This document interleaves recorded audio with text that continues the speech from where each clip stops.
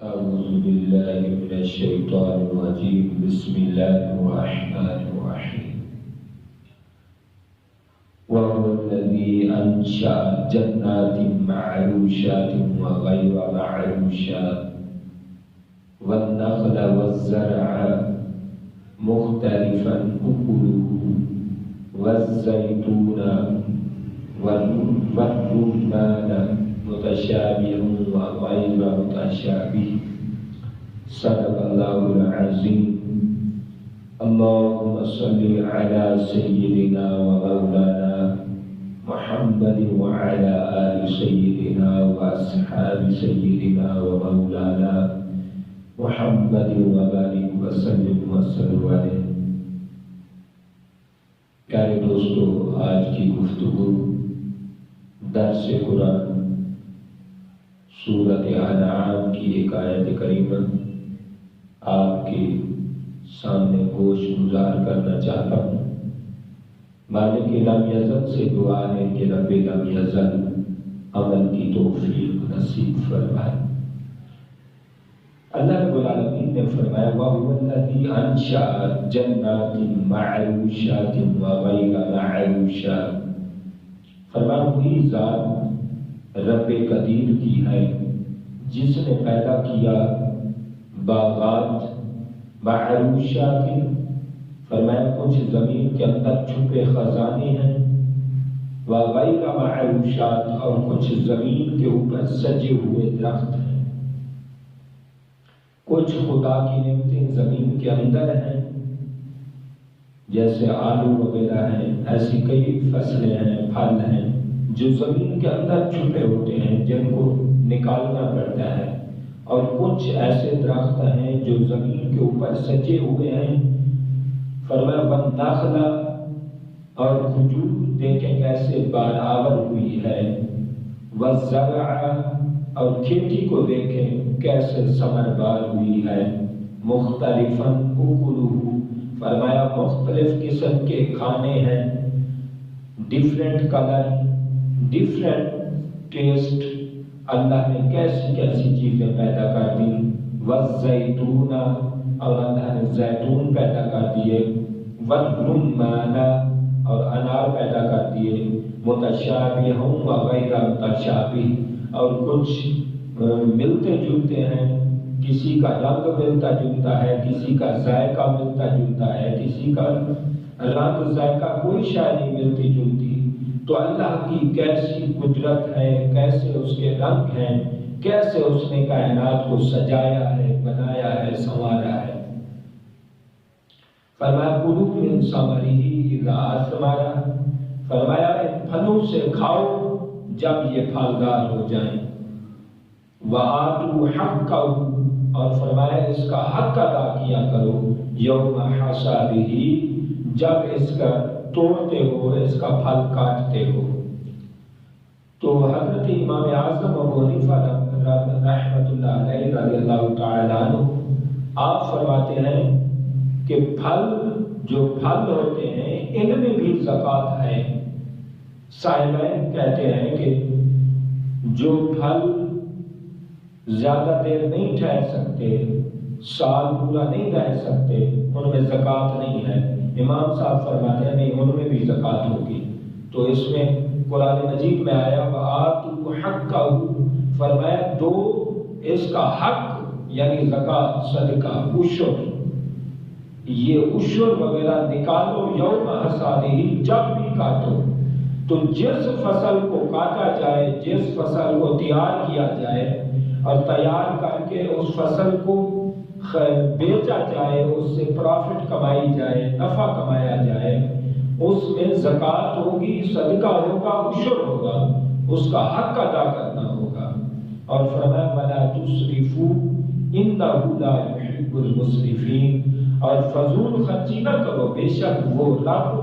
فضول خرچی کو پسند نہیں کرتا۔ إِنَّهُ لَا يُحِبُّ الْمُسْرِفِينَ، فرمایا بے شک یقیناً تمہارا رب فضول خرچی کو پسند نہیں فرماتا۔ تو پیارے دوستو، اس آیت کریمہ میں اگر آپ توجہ فرمائیں تو رب ذوالجلال نے کیسی کیسی نعمتیں پیدا کر دی،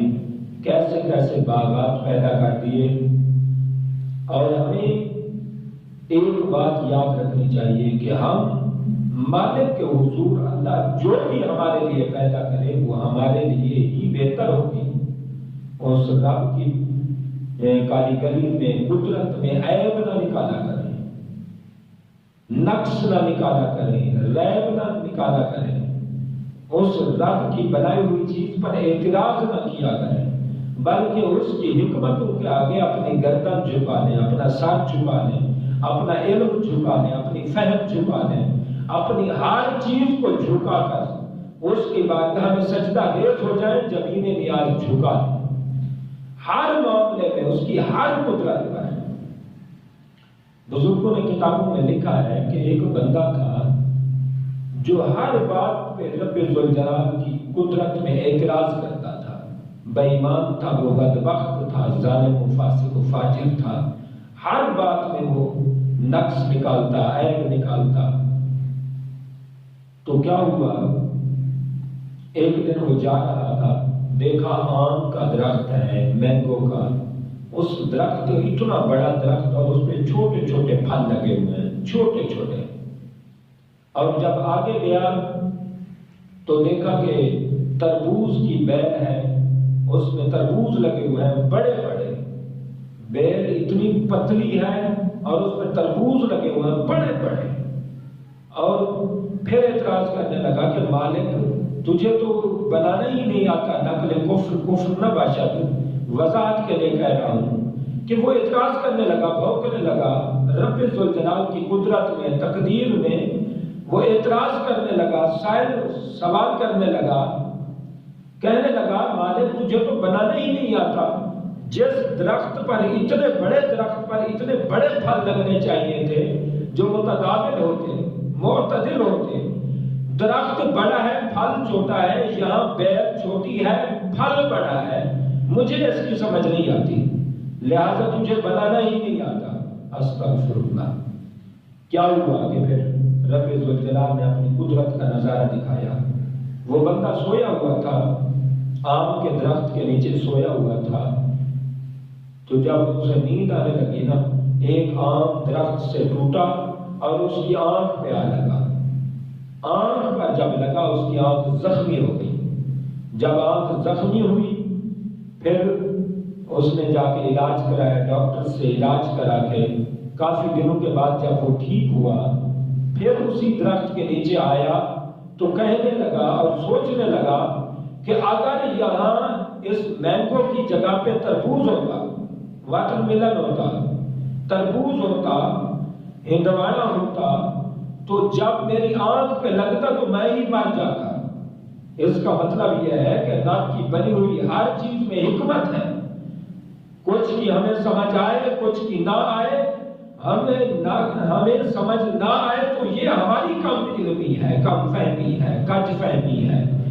مالک کی قدرت میں اعتراض نہیں کرنا چاہیے۔ اس بندے نے اسی وقت توبہ کی اور کہا مالک اگر مجھے تربوز لگتا شاید میں جان سے ہی اور آنکھ سے ہی چلا جاتا۔ واقعی تیری بنائی ہوئی چیزوں میں، قدرت میں رنگ ہی نکھرے ہوئے ہیں، رنگ ہی جدا ہے، نظارے ہی جدا ہیں۔ اسی طرح ایک بزرگوں نے لکھا ہے کہ ایک آدمی تھا، اس نے دیکھا کھیت میں جا کر کہ پیشاب سے ایک کیڑا نکل رہا ہے، پیشاب پڑا ہوا ہے، اس میں سے ایک کیڑا نکل رہا ہے۔ تو اس نے اعتراض کرنا شروع کر دیا، مالک اس کیڑے کا کیا فائدہ، پیشاب سے گندا کیڑا، نجس کیڑا نکل رہا ہے، نجاست سے نکل رہا ہے جو سارے دن پیشاب کھاتا ہے، اس کا کیا فائدہ، اس کے بنانے میں مجھے سمجھ نہیں آ رہی حکمت۔ تو پیارے کیا ہوا کہ رب ذوالجلال نے قدرت کا ظہور کیا، اس بندے کے جسم میں کچھ جراثیم ہوئے، وہ جراثیم اکٹھے ہو کر اس کے ہاتھ پر ایک پھوڑا بن گیا، زخم بن گیا۔ اس نے بڑی جگہ سے علاج کرایا، کہیں سے شفا نہیں ملی۔ آخر کار کیا ہوا کہ اس بندے نے ایک حکیم کے پاس گیا، وہ بزرگ حکیم تھا، بابا پرانا حکیم تھا۔ اس نے کہا میں اس کا علاج بتاتا ہوں، پیشاب سے ایک کیڑا نکلتا ہے جراثیم والا، وہ جراثیم والا کیڑا آپ لے آئیں، اسے آگ لگائیں، اسے ماریں اور اسے آگ لگائیں، اس کی جو راکھ ہوگی وہ جراثیم والی راکھ اس جراثیم پر لگاؤ، جراثیم کو جراثیم ماریں گے، لوہے کو لوہا کاٹے گا، اینٹ کا جواب پتھر ہوگا۔ تو وہ بندہ گیا، پیشاب سے نکلنے والے کیڑوں کو پکڑ لایا اور اس نے وہاں مارا اور اسے جلایا، اس کی راکھ جب لگائی تو 2 دن میں وہ ٹھیک ہو گیا۔ تو کہنے لگا یار اتنی دیر ہو گئی، میں علاج کرا رہا تھا، مسلسل میں علاج کرا رہا تھا، لیکن مجھے شفا نہیں مل رہی تھی۔ اس کا مطلب یہ ہے کہ رب کی بنائی ہوئی چیز، ہر چیز میں حکمت ہے۔ تو اس کو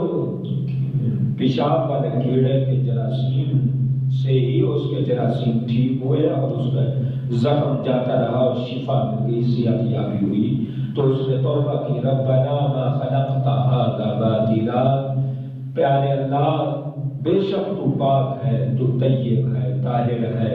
تیری ہر بنائی ہوئی چیز میں حکمت ہے، فائدے ہیں،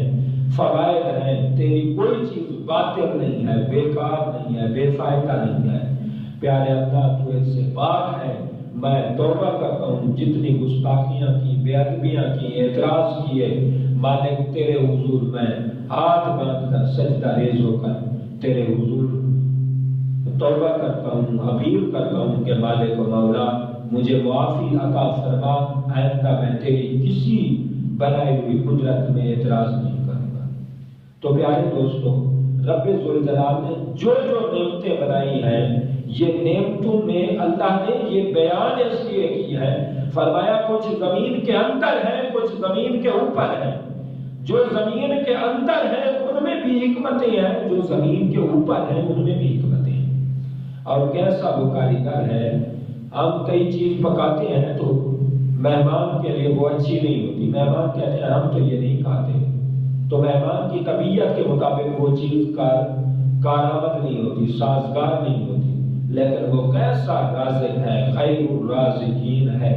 کیسا عظمتوں والا رازق ہے، اس نے ہر قسم کے پھل بنا دیے ہیں۔ کوئی شوگر والا ہے تو اس کو شوگر والے پھل مل جائیں گے،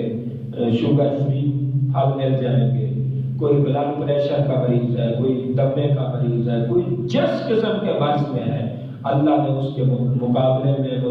متبادل اللہ نے ایسے فروٹ رکھے ہیں، ایسے رنگ رکھے ہیں، پھل رکھے ہیں، تاکہ میرا بندہ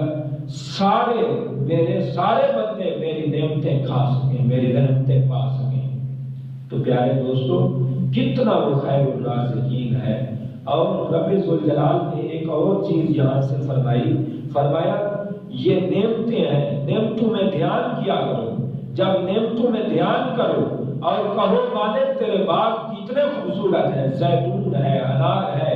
مینگو ہے، اورنج ہے،